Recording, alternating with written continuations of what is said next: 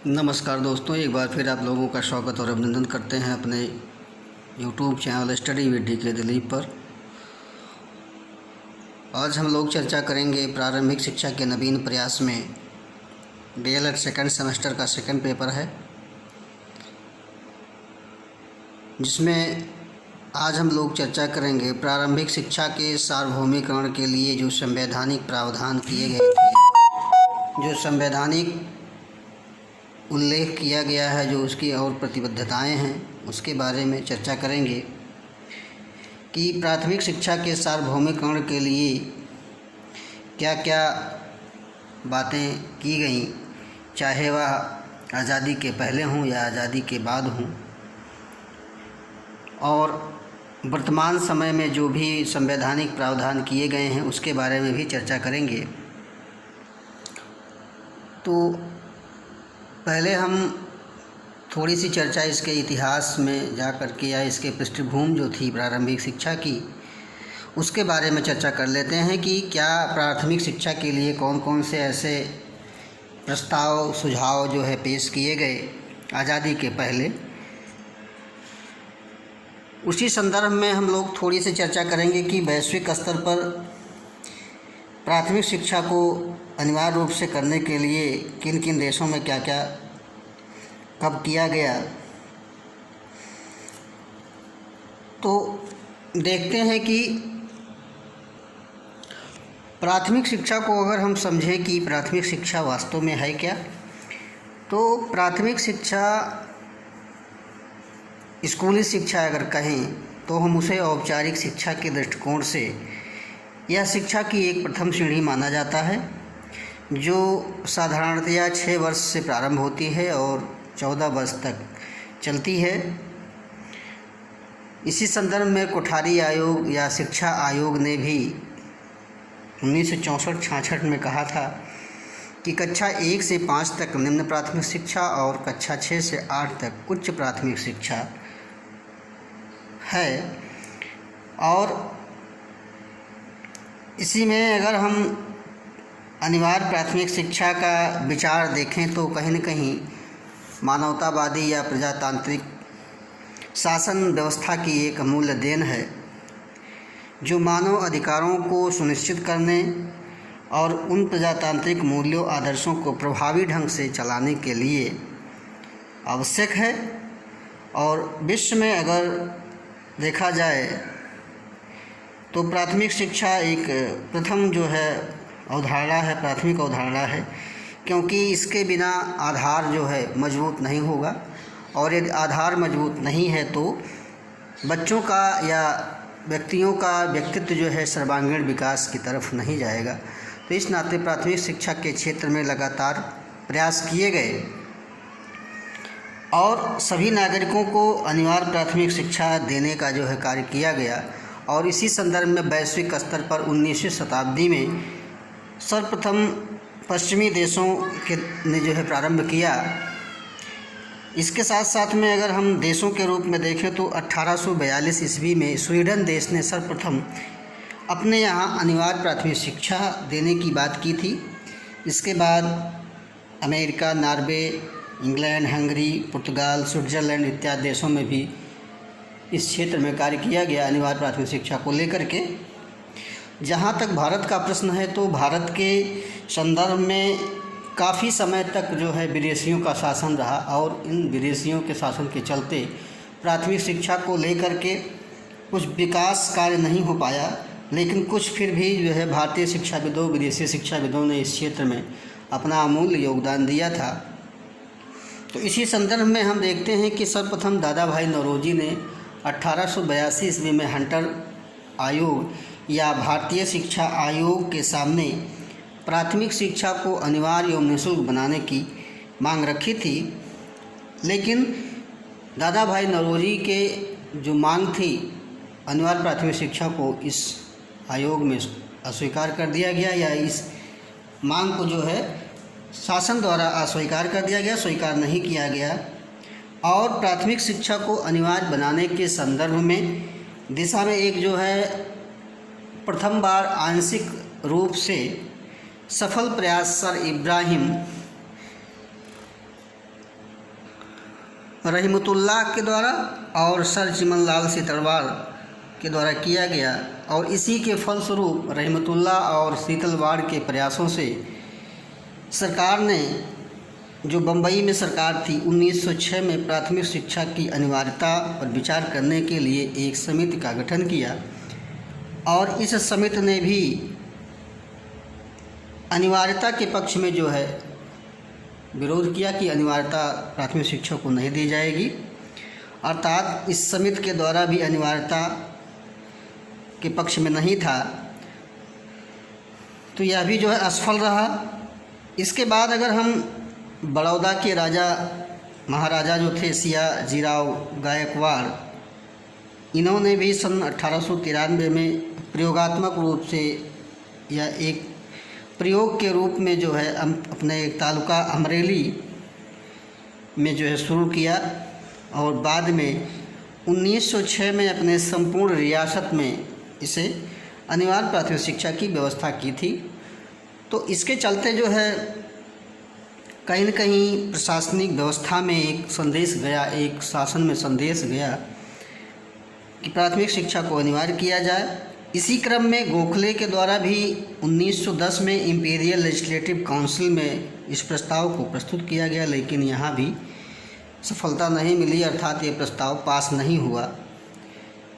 और इस प्रस्ताव के पास ना होने में कहीं न कहीं ब्रिटिश सरकार तथा जनता ने या जनता का दोनों लोगों का जो है ध्यान आकर्षित किया इस प्रस्ताव ने कि प्राथमिक शिक्षा के क्षेत्र में कुछ कार्य किए जाने चाहिए। और इसी श्रृंखला में सफल प्रयास अगर किया तो श्री विट्ठल भाई पटेल का रहा। और उन्होंने 1918 में पटेल कानून के नाम से एक प्रस्ताव पास करवाया और बम्बई म्यूनिसिपल क्षेत्र में प्राथमिक शिक्षा को अनिवार्य कर दिया गया। तो कहने का मतलब ये हुआ कि 1918 में पटेल कानून के द्वारा सर्वप्रथम बम्बई में जो म्यूनिसिपल क्षेत्र था वहाँ पर प्राथमिक शिक्षा को अनिवार्य कराया गया। और इसके बाद लगातार बंगाल, बिहार, उड़ीसा, मध्य प्रदेश, मैसूर, मद्रास इत्यादि जो है प्रांतों में भी इसकी शुरुआत हुई। इसके बाद अगर हम वर्धा शिक्षा की बात करें, 1937 में वर्धा शिक्षा योजना जिसे कहा जाता है या नई तालीम के नाम से भी जाना जाता है, महात्मा गांधी के अमूल्य प्रयासों या उनके प्रयासों से जो है प्राथमिक शिक्षा को अनिवार्यता के लिए एक सार्थक कदम उठाया इन्होंने। तो इस तरह से हमने देखा कि प्राथमिक शिक्षा को लेकर के आज़ादी के पहले जो है कुछ सार्थक कदम उठाए गए, कुछ निरर्थक भी साबित हुए, लेकिन कहीं न कहीं कुछ सार्थकता मिली। अब देखते हैं कि आज़ादी के बाद कौन से ऐसे प्रयास किए गए। तो इसी क्रम में जो है आज़ादी के बाद उन तमाम आयोगों के द्वारा, जिसे हम भारतीय शिक्षा आयोग या हंटर आयोग, कोठारी आयोग, राष्ट्रीय शिक्षा नीति, संशोधित राष्ट्रीय शिक्षा नीति, जिसे हम क्रियान्वयन राष्ट्रीय शिक्षा नीति के नाम से जानते हैं, और इसी के साथ जो है कुछ संवैधानिक संशोधन भी हुए, जिनमें 1976 में एक संशोधन किया गया। और इस संशोधन के बाद जो शिक्षा का विषय था वह राज्य सूची से हटा करके समवर्ती सूची में शामिल किया गया। तो कहने का मतलब ये हुआ कि 42वां संविधान संशोधन 1976 के द्वारा शिक्षा संबंधी विषय को राज्य सूची से हटा करके समवर्ती सूची में लाया गया 1976 के बाद। अर्थात कहने का मतलब ये हुआ कि 1976 के पहले शिक्षा संबंधी विषय राज्य के अंतर्गत आते थे। तो समवर्ती सूची में लाने के बाद किसका क्षेत्र बढ़ा, तो हम देखते हैं कि समवर्ती सूची में केंद्र और राज्य की दोनों सरकारें जो हैं सम्मिलित रूप से उस पर काम करती हैं, उसके लिए विधान बनाती हैं, उसका प्रस्ताव तैयार करती हैं। तो कुल मिलाकर के केंद्र और राज्य के दोनों सरकारें जो है नीति व कानून बनाने के लिए जिम्मेदार होती हैं। इसके अलावा अगर कुछ वर्तमान प्रयासों में अगर देखें तो 86वां संविधान संशोधन 2002 और सर्व शिक्षा अभियान SSA जिसको हम कहते हैं, जिसकी चर्चा हमने पिछली वीडियो में कर लिया है। राष्ट्रीय शिक्षा नीति हो गई, इसकी भी चर्चा हमने पिछले वीडियो में किया हुआ है। संशोधित राष्ट्रीय शिक्षा नीति की बात हो गई, इसका भी चर्चा हो गया है। और इसके साथ साथ बाल श्रम प्रतिबंध संशोधित अधिनियम जो 1987 और 89 में कहीं न कहीं बाल श्रम को लेकर के चलाया गया था, बनाया गया था प्रावधान करके। तो बाल श्रम उन्मूलन के क्षेत्र को लेकर के भी हमने जो है वीडियो तैयार किया है, आप उसको जो है देख सकते हैं। इसी का संशोधित रूप सन 2016 में लाया गया, जिनमें से जो कहा गया कि जो जोखिम भरे क्षेत्र हैं उनसे तो प्रतिबंधित है ही है, लेकिन जो 14 वर्ष या 18 वर्ष से कम जो बच्चे हैं उनको कहीं न कहीं इस क्षेत्र में ना लाया जाए, उनके श्रम का जो है उपयोग ना किया जाए बाल श्रम के रूप में। तो इस प्रकार हम लोगों को इस स्वतंत्रता पूर्व और स्वतंत्रता के बाद प्राथमिक शिक्षा के क्षेत्र में एक छोटा सा बिंदु देखा गया। अब हम लोग चर्चा करेंगे कि प्राथमिक शिक्षा के सार्वभौमिकरण का क्या आशय होता है, अर्थात प्राथमिक शिक्षा के सार्वभौमिकरण के द्वारा जो है हम इसमें क्या कर सकते हैं। तो इसकी चर्चा आइए हम बिंदुवार कर लेते हैं। तो हम देखते हैं कि प्राथमिक शिक्षा के सार्वभौमिकरण से जो आशय है वह सामान्य रूप से प्राथमिक शिक्षा के सार्वभौमिकरण का जो अभिप्राय है वह 6 से 14 वर्ष के आयु तक के सभी बच्चों को उनकी आयु के अनुसार निःशुल्क व अनिवार्य प्राथमिक शिक्षा उपलब्ध कराने से है। अब यहाँ पे सार्वभौमिकरण का जो 3 अंग होता है, प्रवेश अर्थात नामांकन, धारण अर्थात रोके रखना और उनके प्रगति की बात की जाती है। तो प्रवेश कराया जाए सार्वभौमिकरण के लिए और प्रवेशित किए हुए बच्चों को जो है या जो एडमिशन ले चुके हैं उनको रोके रखा जाए जिस भी माध्यम से, चाहे वह मिड डे मील के द्वारा हो या खेल कूद के द्वारा हो या उन्हें बैग या छात्रवृत्तियों के द्वारा उन्हें प्रोत्साहन दिया जाए,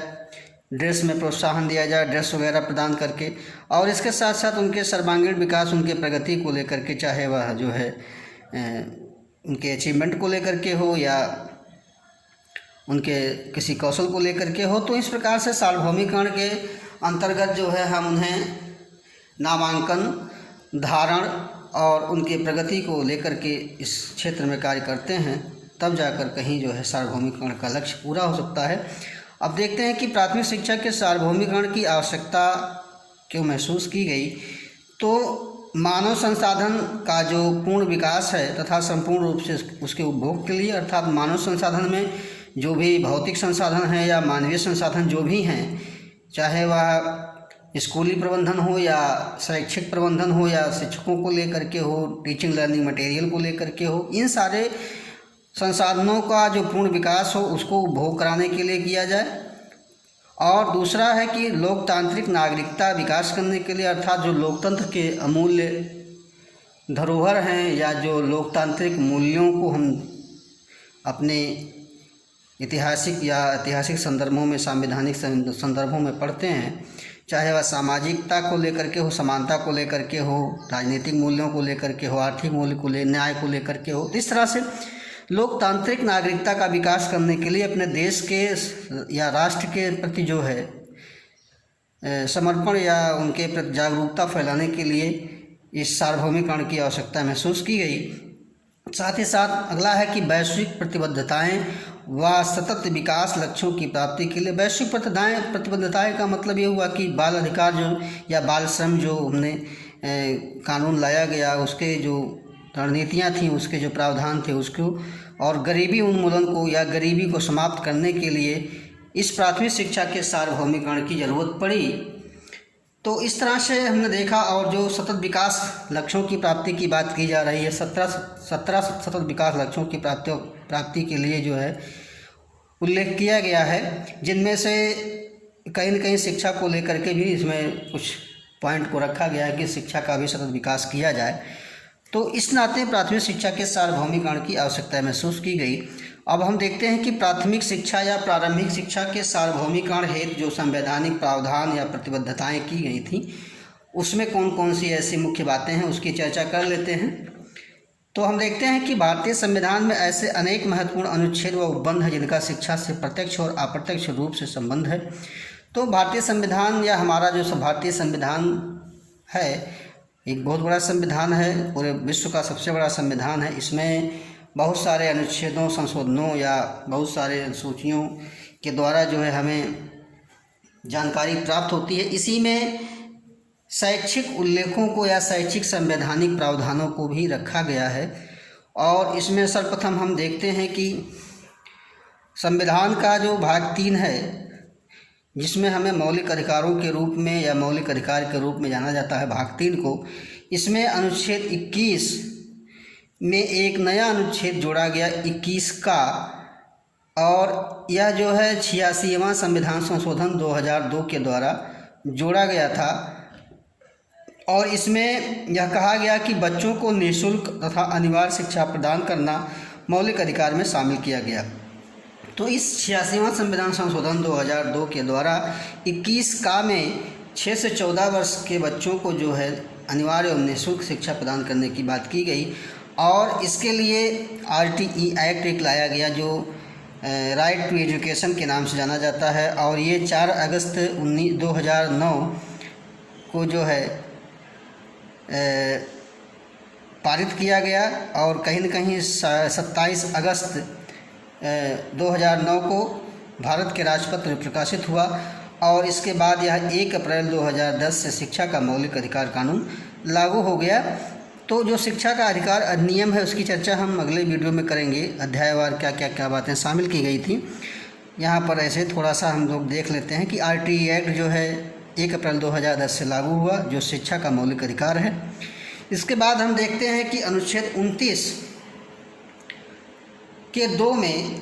राज्य द्वारा जो पोषित हैं या राज्य निधि से जो सहायता प्राप्त किसी भी शैक्षणिक संस्था में किसी भी नागरिक को धर्म, मूल, वंश, जात के आधार पर प्रवेश से वंचित नहीं किया जाएगा। अर्थात 29(2) में कहा गया है कि जो राज्य निधि से या राज्य सरकार से जो सहायता प्राप्त विद्यालय हैं, संस्था हैं, जहाँ पर ना किसी भी नागरिकों को किसी धार्मिक आधार पर, चाहे वह जिस धर्म का हो, किसी मूल चाहे जहाँ का हो, वंश किसी भी वंश का हो, किसी भी जाति का हो, उस आधार पर उसके रजिस्ट्रेशन या नामांकन या प्रवेश से वंचित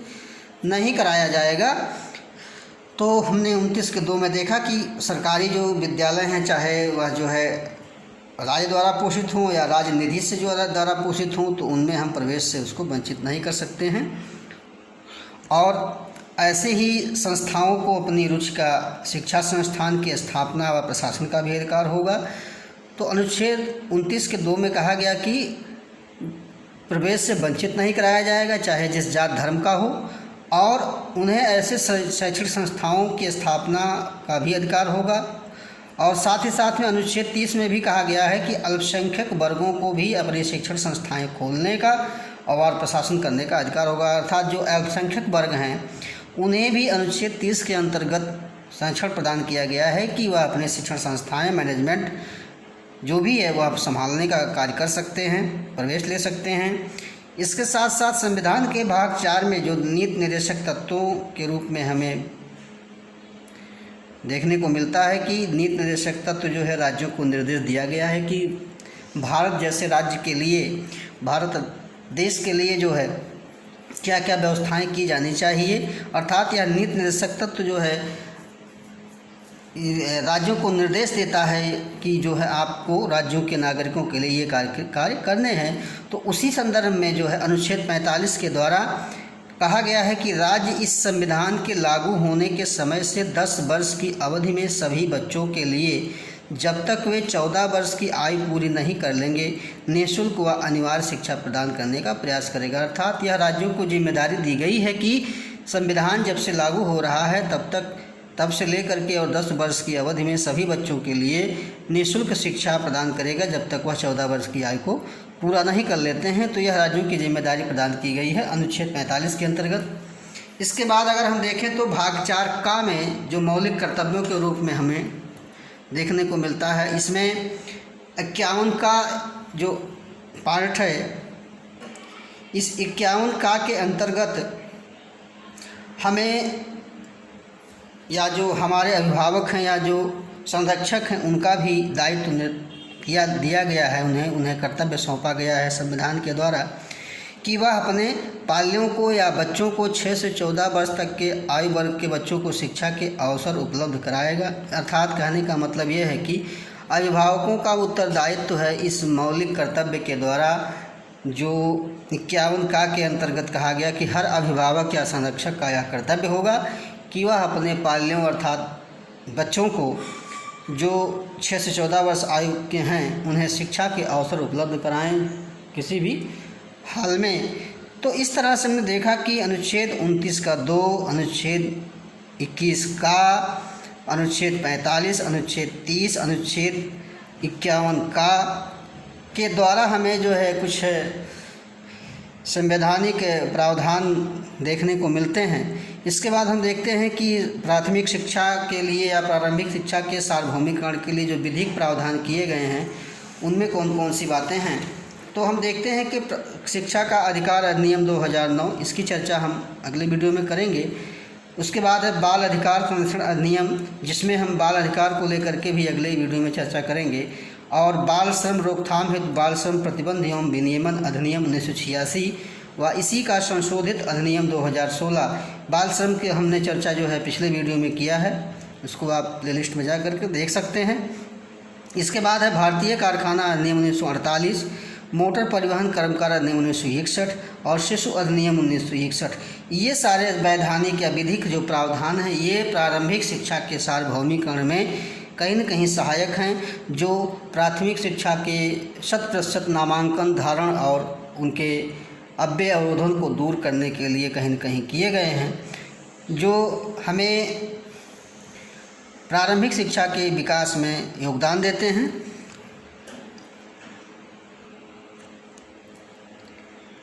एक बात और कहना चाहेंगे कि वीडियो को आप लोग लाइक और शेयर अवश्य करें, सब्सक्राइब करें चैनल को, ताकि ज़्यादा से ज़्यादा लोगों तक यह जो है मैटर या जो शैक्षिक चैनल है इसका प्रसार हो और लोगों को अधिक से अधिक लाभ हो। इसमें हम चर्चा कर रहे हैं कि प्राथमिक शिक्षा को लेकर के अब हमें चर्चा करनी है कि प्राथमिक शिक्षा के सार्वभौमिकरण के लिए जो चुनौतियां हैं, कौन कौन से ऐसे जो है समस्याएं, बाधाएं हैं जो कहीं न कहीं इस कार्य को पूरा करने में, इस सार्वभौमिकरण के लक्ष्य को पूरा करने में बाधाएं उत्पन्न हो रही हैं। तो हम देखते हैं कि प्रथम संस्था द्वारा कराया जाने वाला वार्षिक सर्वेक्षण असर व लर्निंग आउटकम एक सर्वेक्षण के नाम से इसको जो है चलाया गया और इसमें जो परिणाम निकला वह था कि गुणवत्तापूर्ण प्राथमिक शिक्षा के लिए उत्साहजनक नहीं है। अर्थात इस सर्वेक्षण में यह पाया गया कि गुणवत्तापूर्ण जो प्राथमिक शिक्षा है यह कहीं न कहीं उत्साहजनक नहीं है और इन उद्देश्यों की प्राप्ति में निम्न बाधाएं आ रही हैं। तो इन बाधाओं में सबसे जो मुख्य बाधाएं हैं वह कहीं न कहीं लैंगिक भेदभाव है, जो स्त्री पुरुष या बालक बालिकाओं में भेदभाव किया जाता है कि बालिकाएं घर पे रहेंगी, घर का काम काज देखेंगी और पुरुष जो है विद्यालय जाएगा। तो इस तरह से लैंगिक भेदभाव को सबसे पहले कम किया जाना चाहिए और इस लैंगिक भेदभाव के कम करने में कहीं न कहीं परिवार, समाज, स्कूल सबका जो है एक दायित्व बनता है कि उस बालिका को या उस क्षेत्र को जो है, चाहे वह विद्यालयों की स्थापना करके हो, शिक्षकों की नियुक्ति करके हो या उन्हें किसी भी तरीके से लर्निंग आउटकम के लिए उन्हें लाया जाए, लर्निंग के लिए उन्हें जो है प्रोत्साहित किया जाए, चाहे वह जिस वर्ग की हों। इसके साथ साथ गरीबी और निर्धनता भी कहीं न कहीं प्रारंभिक शिक्षा के सार्वभौमिकरण में जो है बाधक बन रही है। गरीबी के नाते, निर्धनता के नाते जो है बच्चे स्कूलों में दाखिला नहीं ले पाते हैं, कहीं साधन के अपर्याप्त मात्रा में जो है बच्चे स्कूल नहीं जा पाते। इसके साथ साथ शिक्षक छात्र अनुपात, कहीं पर शिक्षक नहीं है, कहीं पर छात्र नहीं है, तो ये जो है दायरा कम किया जाना चाहिए। विद्यालयों में बुनियादी जो आवश्यकताएं हैं, चाहे वह विद्यालयों की कमरों की संख्या हो, शिक्षण सामग्रियों की बात हो, ऑपरेशन ब्लैक बोर्ड के अंतर्गत जो है हमने पढ़ा था कि उनमें रख रखाव उचित जो है संसाधन होने चाहिए, उपयुक्त संसाधनों की व्यवस्था की जानी चाहिए, चाहे वह भौतिक संसाधन हो, मानवीय संसाधन हो या टीचिंग लर्निंग मटेरियल को लेकर के हो। तो इस तरह से शिक्षक छात्र अनुपात, विद्यालयों में बुनियादी आवश्यकताओं को जो है दूर किया जाना चाहिए, उनके कमियों को जो है सुधारा जाना चाहिए। इसके साथ साथ कहीं न कहीं सामूहिक प्रयास व राजनीतिक इच्छा शक्ति का भी अभाव देखने को मिलता है। जो राजनीतिक दृष्टि से जो भी सरकार द्वारा या जो भी संस्थाओं को चलाने का कार्य किया जा रहा है, उनमें भी कहीं न कहीं ईमानदारी पूर्वक या जो भ्रष्टाचार हम कह सकते हैं कि इस क्षेत्र में कहीं न कहीं व्याप्त है, और इस भ्रष्टाचार के चलते जो है उन बच्चों तक या उन व्यक्तियों तक जो है शिक्षा का जो लक्ष्य है वह पूरा नहीं किया जा पा रहा है। तो इस तरह से सामूहिक प्रयास के माध्यम से हर व्यक्ति का एक नैतिक जिम्मेदारी बनता है कि हर व्यक्ति का, हर बच्चे का जो है प्रारंभिक शिक्षा का जो सार्वभौमिकरण है वह लक्ष्य पूरा कराया जाए, उन्हें विद्यालयों में भेजा जाए। तो इस तरह से हमने देखा कि प्रारंभिक शिक्षा के सार्वभौमिकरण के लिए जो है जो भी बातें थीं, चाहे वह शैक्षिक कारण से उनमें सार्वभौमिकरण का लक्ष्य न प्राप्त किया जा रहा हो, या आर्थिक कारण से, या सामाजिक कारण से, या शारीरिक से, या जो भी प्रशासकीय बातें हैं या राजनीतिक बातों को हम कह सकते हैं, तो कहीं न कहीं इनके अव्यय और अवरोधन के जिम्मेदार हैं। तो इसके लिए जो है सरकार को या व्यक्तियों को सामूहिक रूप से इसके प्रति जागरूक होना पड़ेगा, इसके आगे आना पड़ेगा, और तब जा कर के कहीं प्राथमिक शिक्षा के सार्वभौमिकरण का लक्ष्य पूरा किया जा सकता है। इसी के साथ ही आज का जो है ये टॉपिक जो है यहीं पर समाप्त होता है। तब तक के लिए धन्यवाद। अगली कक्षा में हम लोग उपस्थित होंगे बाल अधिकार को लेकर के, और इसके बाद शिक्षा अधिकार अधिनियम 2009 के बारे में चर्चा करेंगे। तब तक के लिए धन्यवाद।